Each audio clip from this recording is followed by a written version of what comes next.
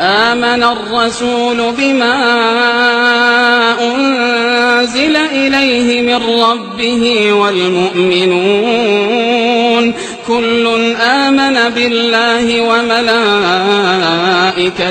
وكتبه ورسله لا نفرق بين أحد من رسله وقالوا سمعنا وأطعنا غفرانك ربنا وإليك المصير. لا يكلف الله نفسا إلا وسعها لها ما كسبت وعليها ما اكتسبت ربنا لا تؤاخذنا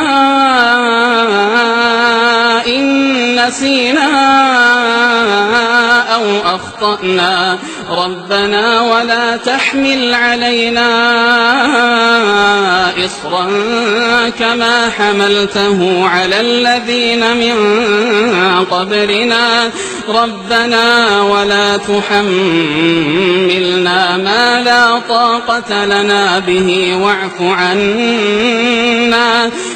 عنا واغفر لنا وارحمنا أنت مولانا فانصرنا على القوم الكافرين.